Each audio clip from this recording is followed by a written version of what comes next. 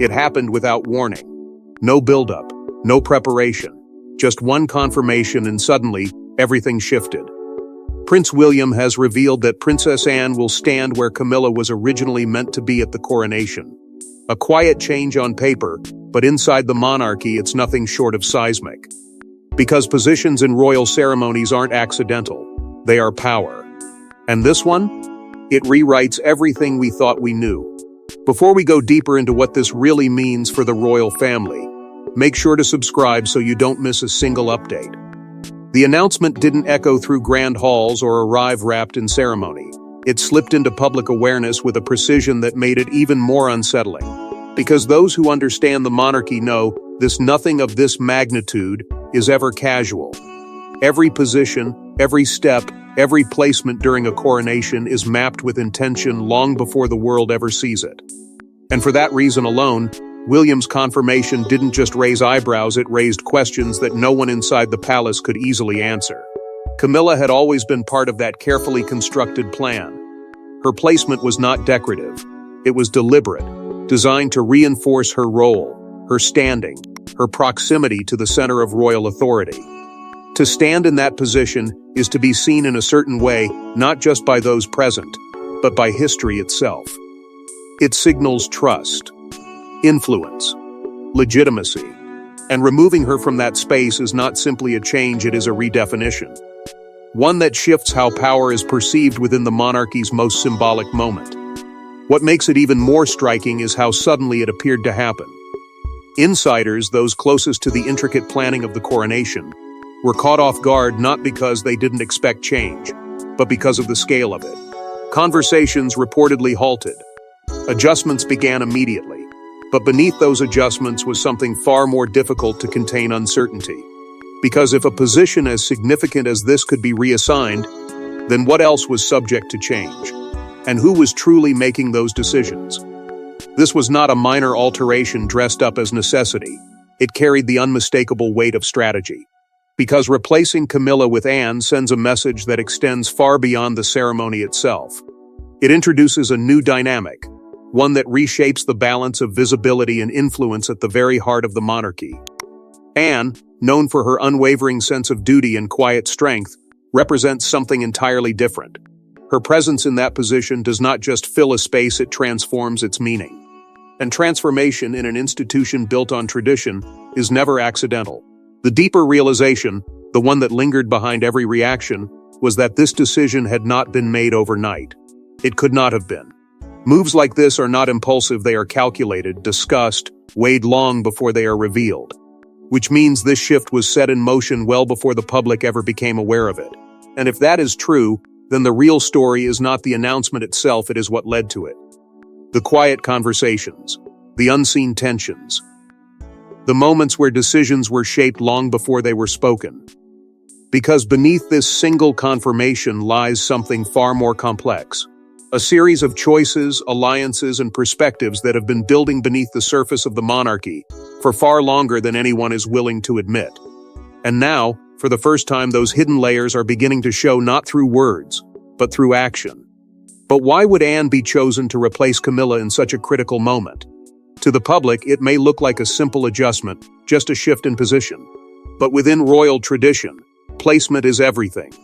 Where you stand determines how you are seen, remembered, and understood. And the position Camilla was meant to occupy? It carries meaning far beyond visibility. Its influence, its authority, its legacy. And giving it to Anne instead changes the entire message of the coronation. In the monarchy, proximity is not accidental, it is calculated.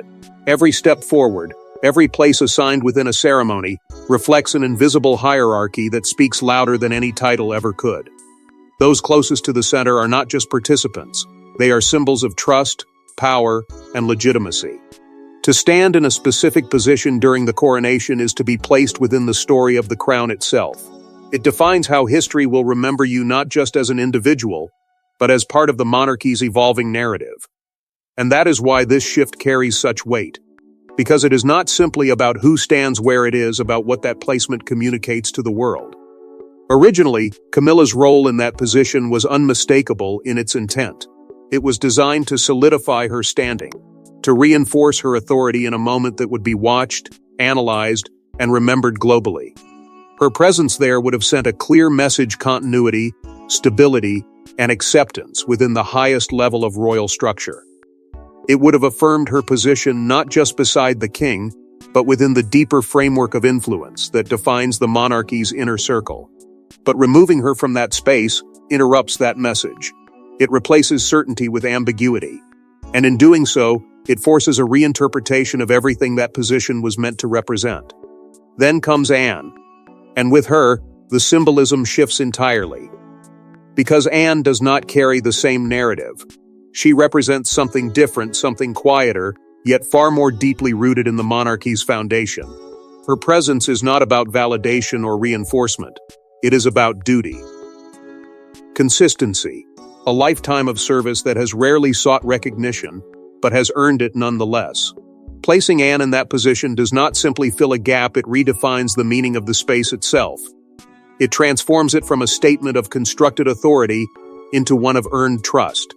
And that transformation changes how the entire coronation will be perceived. But perhaps the most unsettling realization is that decisions like this are never random. They are not reactive. They are planned, debated, and finalized long before they reach the public eye. Which means this change was not a correction, it was an intention. A deliberate shift in how power is presented, and perhaps even how it is distributed. Because when a role as significant as this is reassigned, it suggests that the narrative surrounding it has changed as well. And narratives within the monarchy are everything. They shape perception. They influence loyalty. They determine how the institution is understood both internally and externally. This is where the questions begin to deepen. Because if this move was intentional and all signs suggest that it was, then who ultimately made that decision? Was it William, stepping into a role of quiet authority that extends beyond his title? Was it Charles, navigating the delicate balance between personal loyalty and institutional stability? Or was it something more complex, a convergence of influences, pressures, and perspectives that led to a choice no single individual fully owns? And perhaps the most compelling question of all is not just why this change happened, but what it reveals about the monarchy's direction. Because when symbolism shifts, it is rarely isolated. It reflects something larger, something that has been building beneath the surface, waiting for a moment like this to emerge.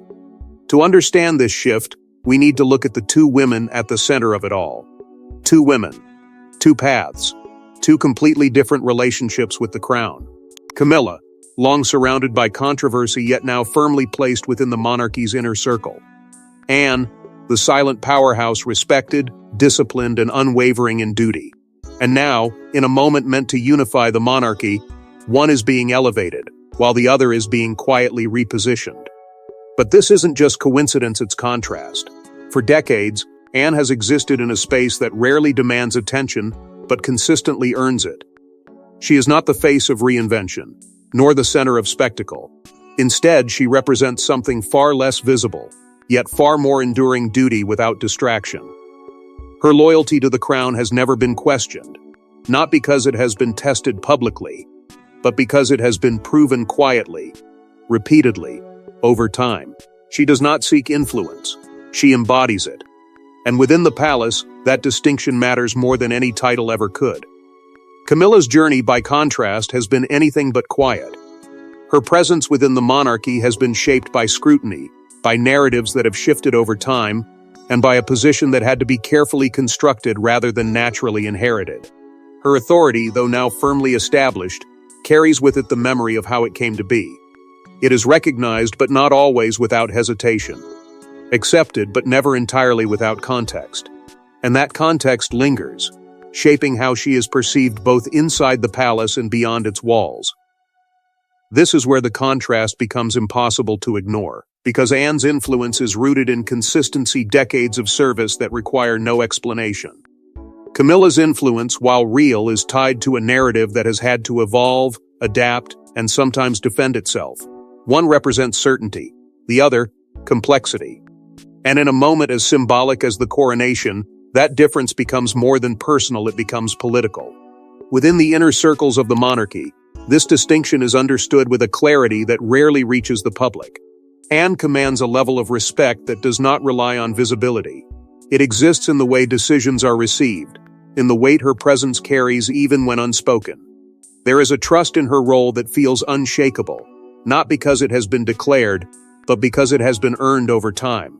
And when trust is earned in that way, it becomes something far more powerful than position. It becomes influence without question. Camilla, on the other hand, operates within a different kind of recognition. Her role is defined, her position secured, yet the perception surrounding it remains layered. There are those who see her as a stabilizing figure, one who has adapted to the demands of the monarchy with resilience. But there are also those who view her authority through a more critical lens, questioning not her presence, but the path that led her there. And in a system where perception shapes reality, that distinction carries consequences. What makes this moment so emotionally charged is not just the shift in placement, but what that shift represents. Because placing Anne where Camilla was meant to stand is not simply an adjustment, it is a statement. A recognition of one form of legitimacy over another. A subtle but unmistakable elevation of earned trust over constructed authority. And for those who understand the monarchy's internal dynamics, that message is impossible to overlook. There is also something deeper at play, something that speaks to William's perspective, even if it has not been openly expressed. Because choices like this are rarely made without intention. They reflect judgment, preference, a vision of what the monarchy should prioritize moving forward. And in choosing Anne for this position, there is an implication that cannot be ignored that trust, consistency, and proven loyalty hold a different kind of value than titles alone. And within that implication lies a quiet tension. Not open conflict, not visible disagreement, but something far more complex. The emotional weight of recognition for one, and the quiet reality of repositioning for the other. It is not a removal, not an exclusion, but it is a shift. And in the monarchy, even the smallest shift can carry the weight of something much larger. But this decision didn't begin with Anne, it began with William. What if this wasn't just a decision, but a declaration? Because when William confirmed Anne's new position, he didn't just rearrange a ceremony, he sent a message. One that speaks to control, vision, and the future of the monarchy. This wasn't impulsive. It was precise. And those who understand royal dynamics know exactly what it means when William steps forward like this. For years, William's influence has been building quietly, almost invisibly, beneath the surface of royal operations. Not through grand announcements or dramatic interventions, but through measured involvement, strategic alignment, and a growing confidence in shaping the institution's direction. He has watched, learned, calculated, and now, in a moment as significant as the coronation, that influence is no longer hidden, it is active. Because decisions like this do not emerge without intent. They are signals, carefully placed, deliberately timed, and impossible to ignore, once revealed. What makes this move so compelling is the clarity behind it. William is not reacting to the moment, he is defining it. By confirming Anne in that position, he is reinforcing a vision that prioritizes stability over symbolism, trust over tradition for its own sake. Anne represents certainty, a figure whose loyalty and consistency are beyond question. And in elevating her in this way, William is not just choosing a person, he is choosing a principle. One that suggests the monarchy's future may depend less on inherited roles and more on proven reliability. This is where the psychological weight of the decision becomes undeniable. Because in royal dynamics, authority is rarely asserted directly. It is expressed through action, through placement, through the subtle reordering of influence that reshapes perception without needing explanation. William understands this. He understands that power within the monarchy is not about what is said, it is about what is done. And by stepping into this decision, he positions himself not as a passive heir, but as an active force within the institution's evolution. There is also a generational shift embedded within this moment. The monarchy has long been defined by continuity, by the careful preservation of roles and traditions that resist change. But William represents something different, a transition that cannot be delayed indefinitely. His decisions reflect a future that is already beginning to take shape, one that does not abandon tradition, but reinterprets it in ways that align with a changing world. And that reinterpretation, while subtle, carries profound implications.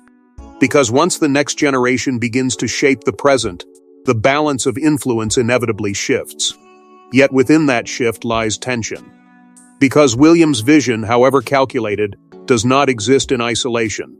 It intersects with an existing structure that has its own expectations, its own loyalties, its own understanding of how the monarchy should function. And when those perspectives do not fully align, the result is not open conflict, but quiet resistance. A tension that exists beneath the surface, shaping decisions in ways that are felt more than seen. This is why the question of approval becomes so significant. Was this decision fully endorsed by Charles, or did it emerge through William's growing influence as something that could not easily be challenged? The answer may never be stated openly, but the implications remain. Because if William has reached a point where his decisions carry this level of impact, then the monarchy is already transitioning in ways that extend beyond ceremony. It is evolving in real time, shaped not just by tradition, but by the individuals who are redefining its future. And in that evolution, every action carries meaning. Every decision becomes a reflection of direction. William's confirmation was not just about Anne, or Camilla, or even the coronation itself. It was about establishing presence, authority, a voice that is no longer waiting for its moment, but creating it. But behind William's decision lies something even more complex: Charles's response. At the center of it all stands King Charles, caught between loyalty and legacy. Because this isn't just about positions. It's about people, about relationships, about decisions that carry emotional weight far beyond protocol. Supporting Anne could strengthen tradition. Standing by Camilla could reinforce unity. But choosing either comes with consequences, and silence may be the most revealing choice of all. For Charles, this moment is not simply ceremonial, it is deeply personal. Every decision surrounding the coronation carries layers of meaning that extend far beyond public perception. On one side stands Camilla, not just as queen, but as a partner who has stood beside him through years of scrutiny, transformation, and eventual acceptance. Their journey has not been simple, nor has it been easily embraced. But it is real, and that reality binds him to her in ways that go far beyond royal obligation. To see her position altered, even subtly, is not just a structural change, it is something that touches the foundation of that partnership. And yet, on the other side stands Anne, a constant, a figure whose loyalty to the crown has never wavered, whose role has never needed explanation or defense. She represents something Charles understands perhaps better than anyone: duty without condition. A lifetime of service that asks for nothing in return, yet carries immense weight within the institution. Supporting Anne is not a rejection of Camilla, it is an acknowledgement of something deeper, something rooted in the very identity of the monarchy itself. And that is where the conflict begins to take shape. Because Charles is not just navigating roles, he is navigating relationships. Personal bonds that intersect with public responsibility in ways that cannot be easily separated. Every choice he makes must exist in two realities at once. One emotional, one institutional. One driven by loyalty, the other by legacy. And when those realities do not align, the space between them becomes impossible to ignore. This is why his silence feels so significant. Because silence, in this context, is not absence, it is strategy. It is the careful management of a situation where any direct statement could tip the balance too far in one direction. By not speaking, Charles maintains a fragile equilibrium. He avoids choosing sides publicly, even if that choice has already been made privately, or perhaps made for him. Because that is another layer to this moment that cannot be overlooked. The possibility that control is not as absolute as it once was. There are signs, subtle but telling, that Charles may not fully command the direction this situation has taken. William's growing influence, the shifting dynamics within the palace, the alignment of trusted figures like Anne, all of it, suggests that authority is no longer centralized in the way tradition would expect. And for a monarch, that realization carries its own kind of weight. Because to lead is to decide. But what happens when decisions begin to emerge from beyond your immediate control? This is where tension transforms into something more complex. It is no longer just about what Charles wants, it is about what the monarchy needs, or what others believe it needs. And in that space, influence begins to compete with authority.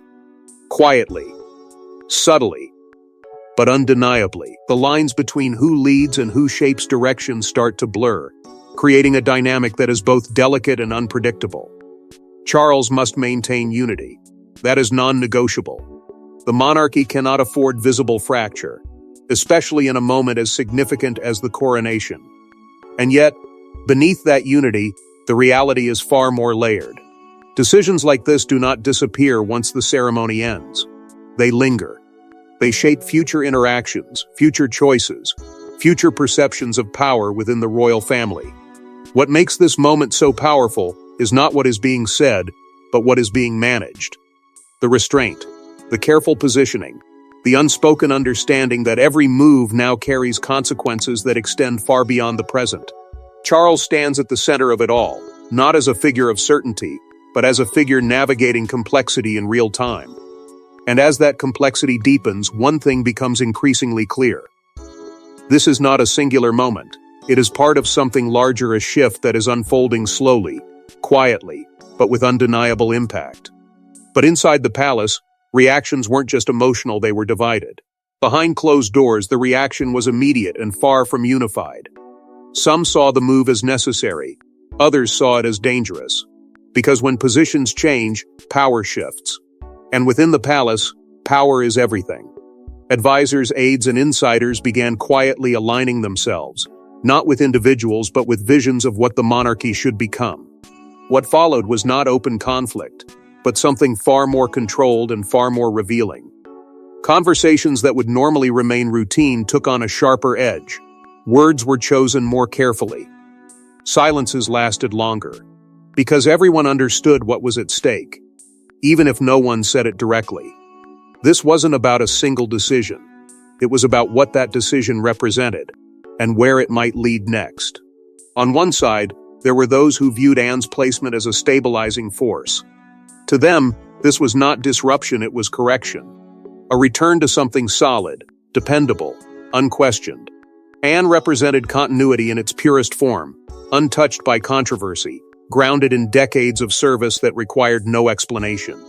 Elevating her was seen as a way to reinforce the monarchy's strongest foundation at a time when uncertainty seemed to be growing beneath the surface. For this group, the move wasn't just justified, it was necessary. But not everyone agreed. Others saw the shift as deeply unsettling, not because of Anne herself, but because of what it implied about Camilla's position. To them, this was not a simple adjustment, it was a signal that something within the established structure was being challenged. Camilla's place had been carefully defined, her role solidified through years of adaptation and acceptance. Altering that, even subtly, risked unraveling a balance that had taken time to build. And in an institution where stability is everything, even the perception of instability can be dangerous. These opposing perspectives did not collide openly.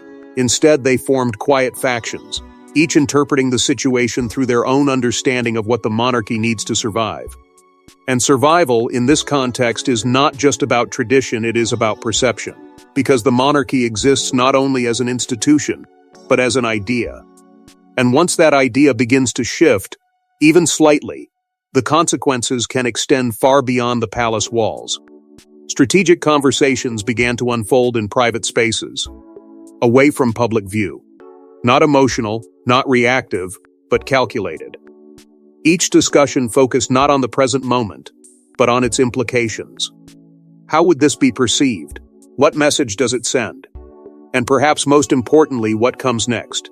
Because within the palace, no decision exists in isolation. Every move is part of a larger sequence, a chain of events that shapes the direction of the institution over time. At the same time, there was an underlying tension that no strategy could fully resolve the gap between internal reality and public perception. Inside the palace, the complexity of the situation was understood. The layers, the motivations, the careful reasoning behind each choice. But outside, none of that nuance could be guaranteed. And that uncertainty created a quiet sense of urgency. Because if the narrative moved beyond their control, it could reshape the story in ways they could not predict. This is where the deeper fractures begin to take form, not visible, not openly acknowledged, but present. A shift in trust. A recalibration of influence. Subtle changes in how individuals align themselves within the structure. These are not dramatic breaks, but gradual movements that, over time, alter the foundation itself. And once that process begins, it cannot easily be reversed. Because power within the monarchy is rarely seized, it is repositioned. Quietly. Strategically. Often without direct confrontation. And what is happening now feels less like a moment of decision and more like the early stages of transformation. One that is still unfolding, still uncertain, but impossible to ignore. But while the palace struggled internally, the outside world was already reacting. The moment the news broke, the reaction was instant and overwhelming. Headlines exploded. Social media ignited. And suddenly, everyone had an opinion. Was this a power shift? A betrayal? A correction? As speculation spread, one thing became clear: the public wasn't just watching. They were choosing sides. And in that divide, the monarchy found itself under a level of scrutiny it could no longer control. What began as a controlled internal adjustment quickly transformed into a global narrative that refused to stay contained.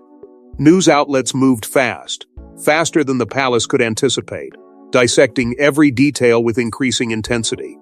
Language shifted from cautious reporting to bold interpretation. This was no longer framed as a simple ceremonial change, it was being described as a turning point, a disruption, a signal that something deeper was unfolding within the monarchy. And once that framing took hold, it spread with unstoppable momentum. Social media amplified everything. It didn't just reflect the conversation, it accelerated it. Within minutes, clips, statements, and fragmented details were circulating across platforms, each one fueling a new wave of speculation. Hashtags emerged. Theories multiplied. And with every post, the narrative became less about what was confirmed and more about what could be inferred. Because in the absence of full clarity, imagination fills the gaps. And in this case, those gaps were wide enough to invite endless interpretation. The public response quickly divided into distinct perspectives, each one grounded in a different understanding of what the monarchy represents. There were those who saw Anne's placement as a necessary correction, a return to stability and earned respect. To them, this was a moment of clarity, a decision that reaffirmed the values the monarchy should prioritize moving forward. But there were others who viewed the shift as a subtle but undeniable displacement of Camilla, raising questions about fairness, loyalty, and the true balance of influence within the royal family.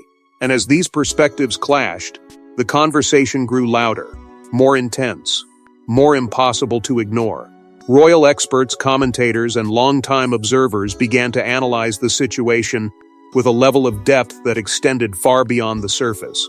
They spoke not just of placement, but of symbolism, not just of individuals, but of what those individuals represent within the broader structure. Every detail was examined: the timing, the wording, the absence of certain clarifications. And in that analysis, patterns began to emerge. Patterns that suggested this was not an isolated decision, but part of a larger shift taking place within the monarchy's internal dynamics.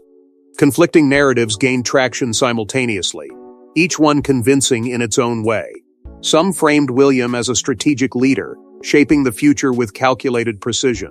Others saw the move as evidence of deeper tension, a sign that unity within the monarchy was more fragile than it appeared. And then there were those who believed the truth lay somewhere in between, a complex interplay of influence, loyalty, and necessity that could not be reduced to a single explanation. The palace, aware of the growing intensity, attempted to regain control, but subtly. There were no dramatic denials, no sweeping clarifications.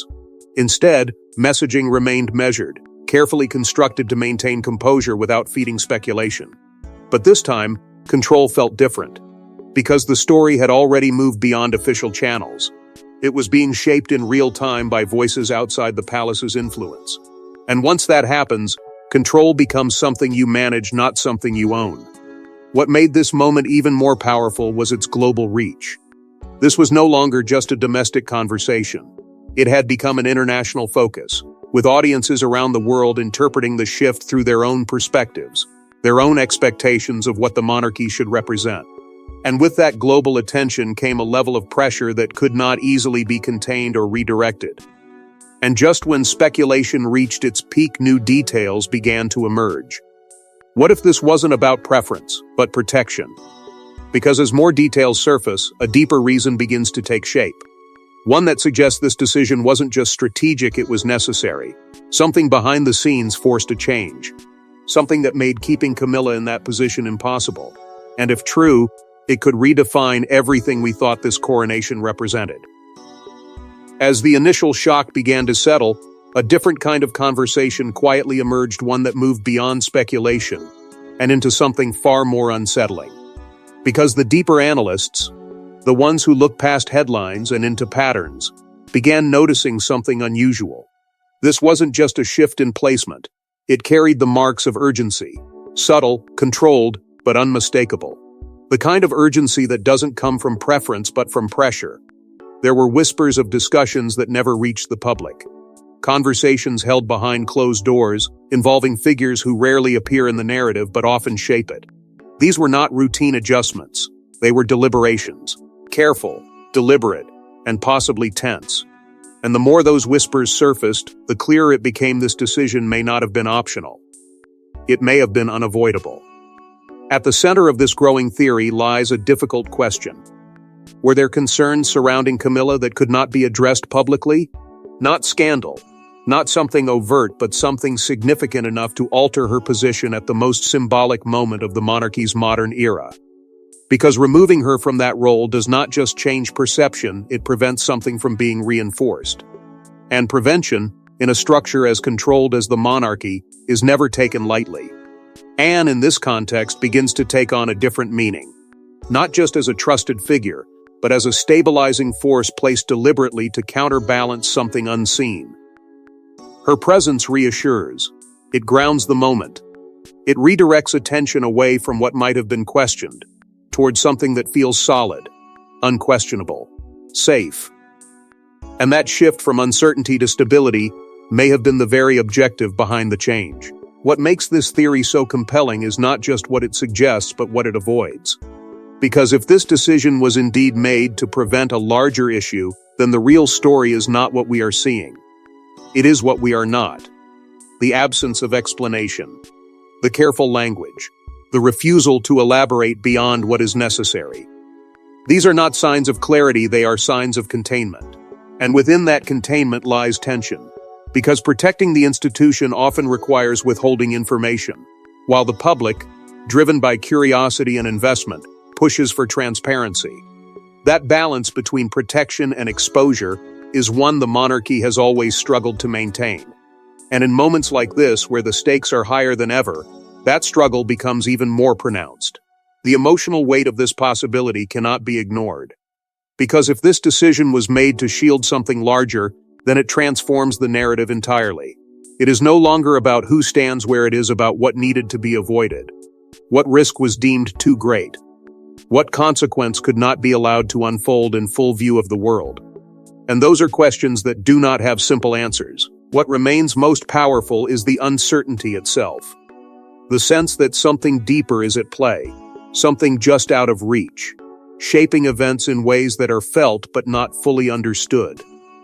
Because in the monarchy, the most significant decisions are rarely explained, they are revealed slowly, through actions that only make sense when viewed from a distance.